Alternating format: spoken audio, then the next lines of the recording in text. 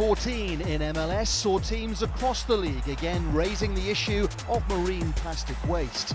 All 28 sides wearing prime blue recycled jerseys made with Parley ocean plastic.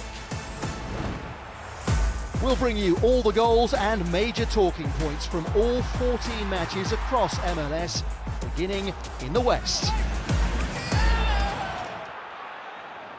Before the action this week, a moment of reflection following the tragedy at Robb Elementary School in Uvalde. MLS sides honoured the victims with the Texan clubs FC Dallas, the Houston Dynamo and Austin FC, along with their opponents, wearing a symbol of remembrance on their jerseys. FC Dallas faced a cross-conference trip to Orlando, falling behind to Ercan Kara's header on the stroke of half-time. Dallas had lost their previous two, but possess a significant goal threat. Jesus Ferreira top of the scoring charts, but Paul Arriola coming good too. He was finding the net here in his 5th consecutive MLS game, as you've almost certainly heard. The confidence was spreading through the whole Dallas forward line. Over the top for Franco Jara, touches it down, little chip! It's into the back of the net, the flag stays down, what a goal! 2 goals in 3.5 minutes had turned this around, and Arriola sealed the comeback win with his second in the 84th minute on a rare mistake by Pedro Golazos. Dallas 3-1 winners. Just behind Dallas in the West were Real Salt Lake, who once again thrilled their sellout crowd, hitting the front just before the half-hour mark. Wood, header, goal! While Bobby Wood's header bounced in off his own foot, after the break Houston's Thor Ulfarsson made a cleaner connection, but was denied by an agile save. Frustration for Paulo Nagamura, seeing his Icelandic striker's giant leap matched by Zach McMath. The Dynamo coach was most disappointed though by his team's defending. There were certainly chances to stop Sergio Cordova from stretching the lead. The Venezuelan snapped up his second in as many matches to put RSL firmly on course for a 3rd successive MLS win. 3 points confirmed when his partner on the score sheet in Montreal last time out also repeated the trick.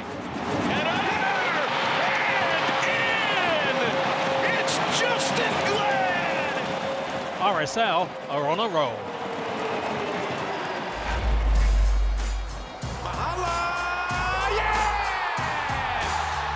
Top of the pile, LAFC have been striking gold.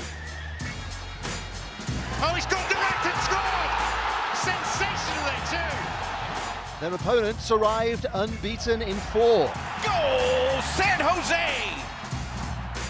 The Quakes have finally found a successful formula. And it's a goal!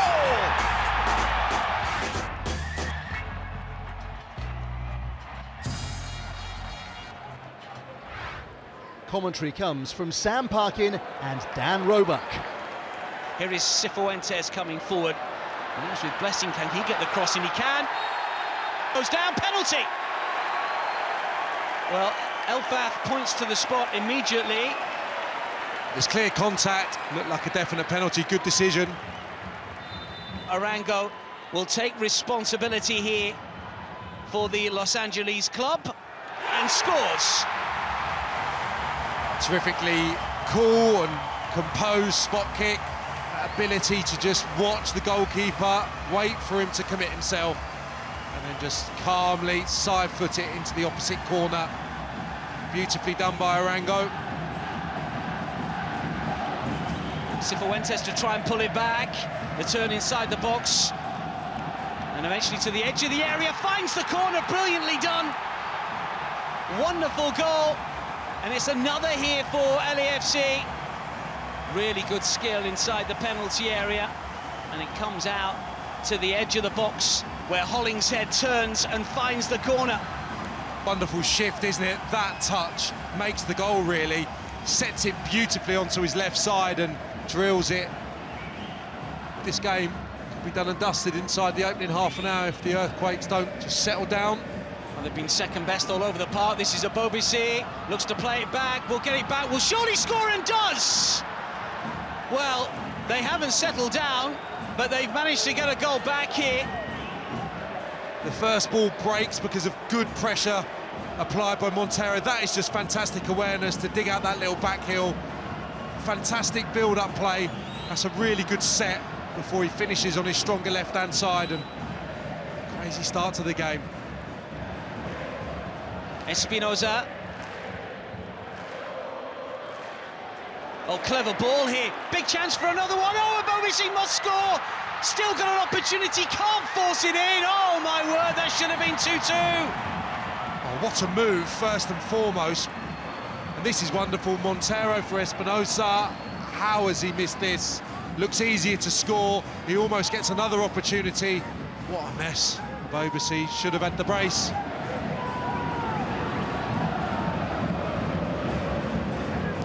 Quakes with a corner, outswing, a big chance again, and this time taken. The chaos continues. Well, from 2-0 down, the Quakes are back level. Well, he has the absolute freedom of the 18-yard box. He just ambles forward, and he just about gets the contact, but the direction means that it's 2-2, and Obobisi does have that brace.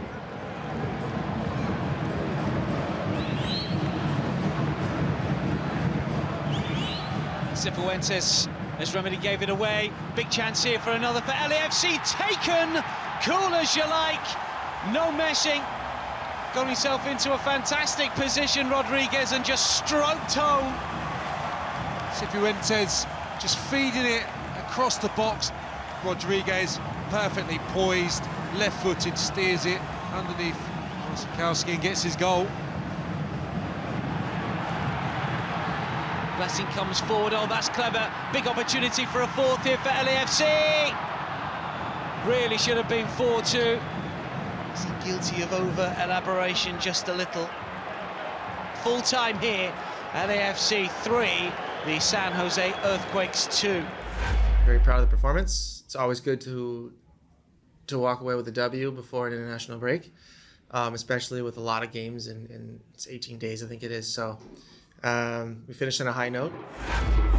Only 1 point separated the Colorado Rapids and Nashville in the West, but the gap on the field was large in the first 20 minutes. CJ Sapong with Nashville's first, putting the hosts in immediate danger of a rare home defeat.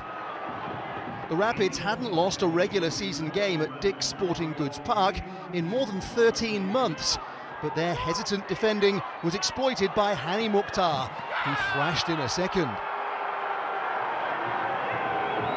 And with less than 17 minutes on the clock, the hard-running Luke Hackinson would set up Mukhtar for Nashville's third. Tina cross, oh my word, and he's going from bad to worse.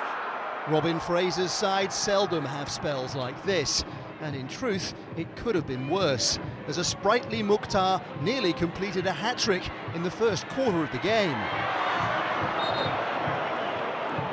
The shock in the stadium was palpable, replaced by a consolation cheer late on for Diego Rubio's free kick. This was another statement victory on the road for Nashville. After losing in Colorado last week, the Seattle Sounders hosted cross-conference opponent Charlotte, who delivered a shock. Jordi Alcivar unlucky before Ben Bender followed up. The side who'd taken just a point on their travels all season had a lead to defend.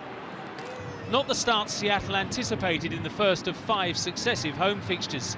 Jordan Morris steered Christian Roldan's cross wide of the mark as they looked for a way back onto level terms. And the Sounders were still waiting for a breakthrough with less than 20 minutes remaining. This time Morris made his chance count, picked out by Alex Roldan to set up a big finish.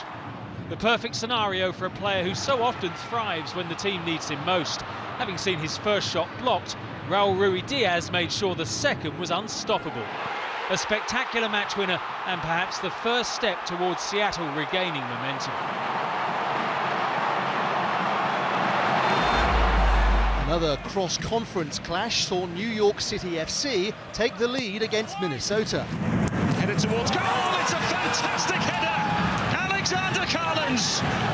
NYCFC had kept 5 straight clean sheets in MLS, Brent Coleman centimetres from bringing that run to an end. Based on that defensive excellence, Ronnie Dyler's side had been gathering momentum, seeking here a 7th win in 8 league games. But with Tylus Magno narrowly off target, NYC's advantage remained a slender one. Especially with Emmanuel Reynoso sparking the Loons to life. But in the 90th minute, neither the Argentinian's persistence nor Robin Lard's follow-up were quite enough to get past Sean Johnson in the New York City goal. It's now more than 9 hours without conceding for him.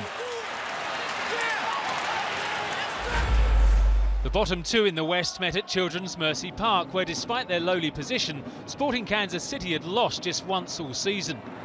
Uri Rasal's missed-time lunge at Lucas Cavallini put that respectable home record in jeopardy. Painful in more ways than one for the SKC midfielder, as Cavallini himself inflicted the punishment. The Canadians' penalty as calm as they come.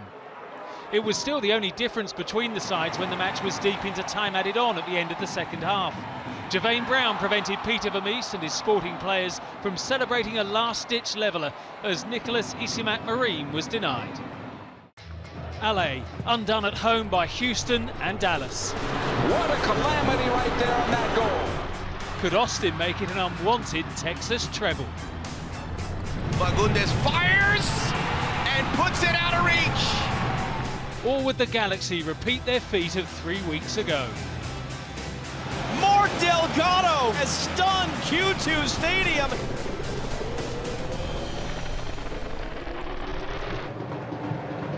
Pride Night was celebrated at Dignity Health Sports Park during Austin FC's visit as the LA Galaxy supported their partnership with the Los Angeles LGBT Centre. Watching this game, Phil Black. Kevin Cabral, goal scorer in midweek, takes an early tumble, and referee Rubiel Vazquez points to the penalty spot inside the first 2 minutes of the match. 5 goals this season in MLS for Chicharito. And it's saved by Stuver, who guessed right by going left. And that's a massive moment so early in the game.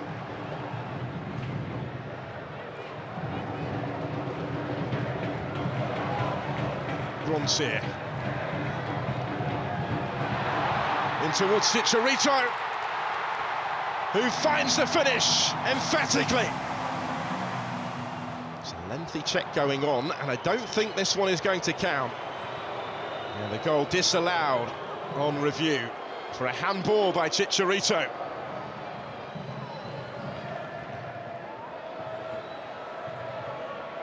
Showed a bit too much of it initially to Williams, but it will come for Fagundes, and he finds the top corner in stunning style. And Austin ahead.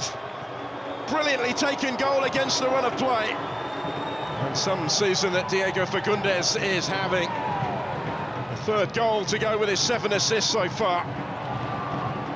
Look at that for improvisation and the power that he generated from that sort of body position.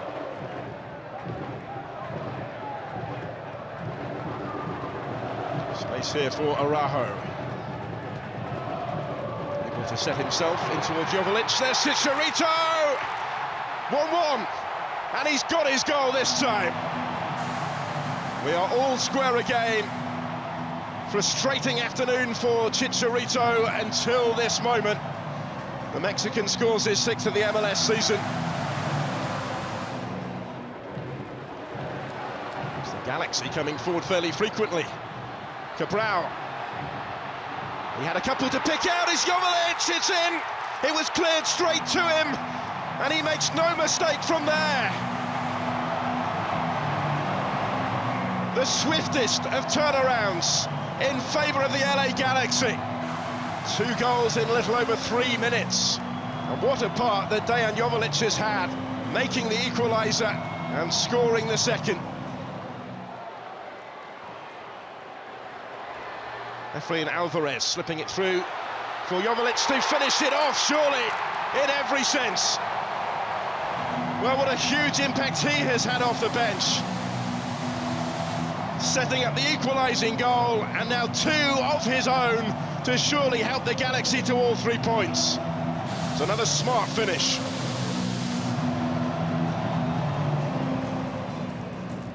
Josh Wolf seeing his team go ahead through Fagundes just 8 minutes into the second half. It's a lead that lasted only 8 minutes. It's actually sparked a wonderful period of attacking play from the Galaxy, and they're in again here with Alvarez to make it 4. Thumping finish, and they're running away with it at the end.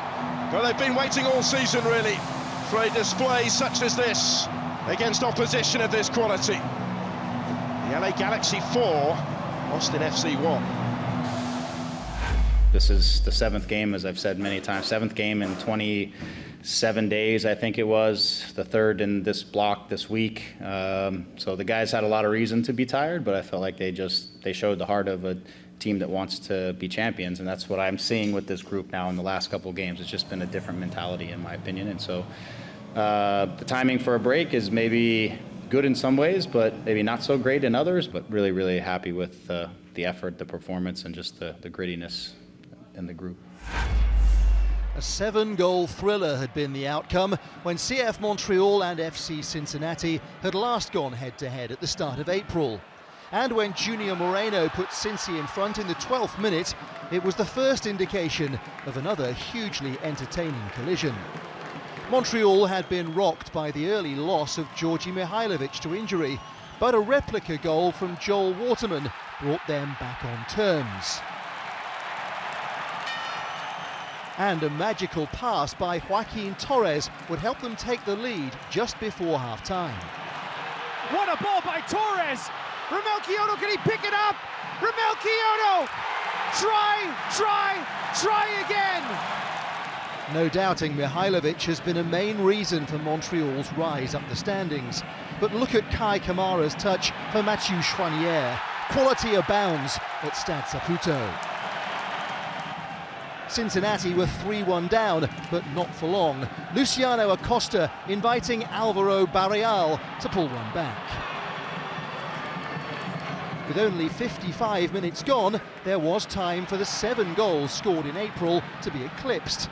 And when Cincy's Nick Hagland was adjudged to have handled the ball in the penalty area, a decision made after looking at the video replay, Kyoto had the chance to restore Montreal's 2-goal advantage.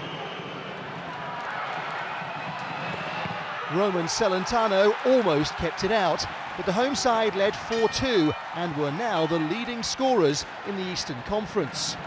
But their defensive record needs a little work.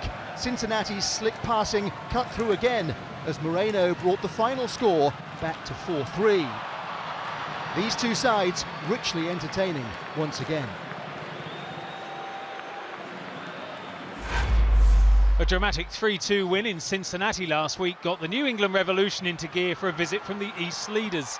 And the Philadelphia Union's Andre Blake needed to be sharp to prevent the pace setters from falling behind. Bruce Arena's Revs mustered up a season-high 22 shots.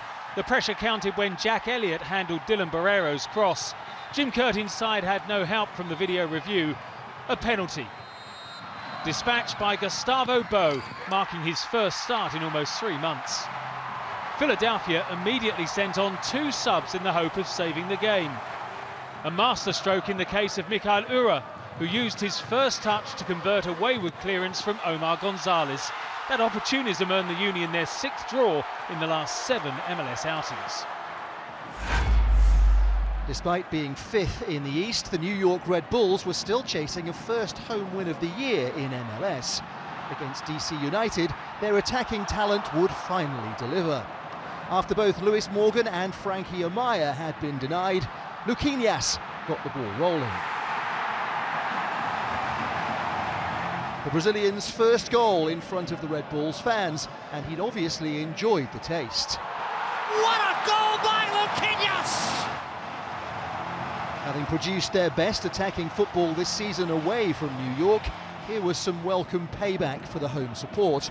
And they were about to be treated to another Goal of the Month contender. Taken out of midair, and another strike from long range for a 3-0 lead. Lewis Morgan with a laser. Perhaps it was sheer bad luck to be the opposition when the Red Bulls finally put on a show.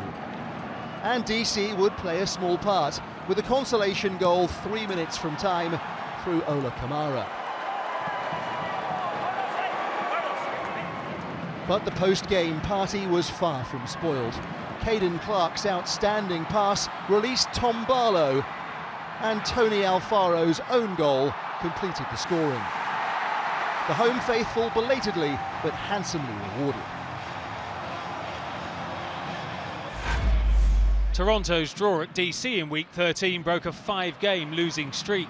At home to the bottom club in the East, the Chicago Fire, DeAndre Kerr continued the Canadians' bid to start climbing the table. Following the 19-year-old's second goal in MLS, Toronto's hopes would hinge on keeping a much more experienced campaigner quiet. Xherdan Shaqiri is Chicago's most creative player, and his clever cross was perfect for Carlos Terán to put the Fire back on terms after the break. They'd landed a solitary point from their last 5 away trips, but when Shaqiri found Gaston Jimenez to tee up Kasper Shibilko, there was a real prospect of a club's first win anywhere since the middle of March. Chicago ahead, happiness that was short-lived. Within 2 minutes, Alejandro Pozuelo was sent flying by Federico Navarro right on the edge of the box. The video review showed the contact took place just inside the area, and Toronto's free kick was upgraded to a penalty. Whipped in by Pozuelo for 2-2. The Spaniard's been hampered by injury and said this was the first time all season he'd been able to play without pain. The agony was all Chicago's as the forward continued to prove he's now fighting fit. Pozuelo. It's Alejandro Pozuelo here. Pozuelo! A bit of magic at BMO Field. The Fire could barely believe it, behind again in a game which saw them rack up a club record 33 shots. Shaqiri tried to provide one more twist, but this was Toronto's lucky night. The home side had back-to-back wins in the bag. Atlanta United were still unbeaten at Mercedes-Benz Stadium this year, but an early goal for the Columbus Crew put them under significant pressure. Jonathan Mensah allowed to head in Pedro Santos' corner in the very first minute of the game. The Crew were seeking a 4th consecutive away win against Atlanta in MLS. They had far less of the ball, but countered successfully just before half-time. Clinical from Eric Hurtado on his first start this season. The Five Stripes had won only one of their previous 7 MLS games. They pulled one back in stoppage time through substitute Don Dwyer. Joseph Martinez had also come on a long-awaited return after nearly 2 months out injured. Their desperation to get back on terms was clear. As tempers ran high, coach Gonzalo Pineda was sent to the stands. And Marcelino Moreno almost dug them out of trouble. Marcelino from distance! Oh, what a rascal! And the man of the match, no question about it, has been Eloy Roux.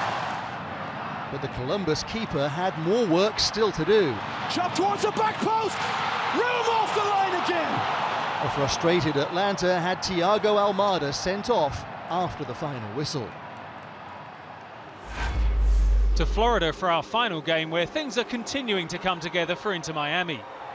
Leonardo Campana glanced in Christopher McVeigh's cross to open the scoring against the Portland Timbers. The Herons went fishing for more after the break, and while Ari Lassiter went close to netting a second goal, it was Robert Taylor who landed the big one. A 2-goal advantage for a team that coach Phil Neville now reckons can compete with anyone in MLS. Miami have certainly come a long way since collecting just 1 point from their opening 5 fixtures. Bill Tuiloma provided a test of their mettle by putting a goal back for Portland, which led to some anxious moments. Most notably, Christian Paredes crashed a shot off the post as the Timbers went mighty close to returning home with something to show for their efforts.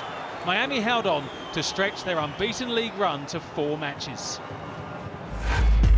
That win for Miami lifts them into the playoff places in the East at the expense of Charlotte. For the first time this year, MLS Cup champions NYCFC end the week top, replacing the Philadelphia Union. In the West, LAFC extended their lead at the top to 4 points ahead of FC Dallas and RSL, who both moved above Austin. Sporting Kansas City fell to the foot of the table. After a first home defeat in 24 for the Rapids and a first home win of the year for the Red Bulls. Taken out of midair! We leave you with 2 big wins in LA. That's going to find the back of the net.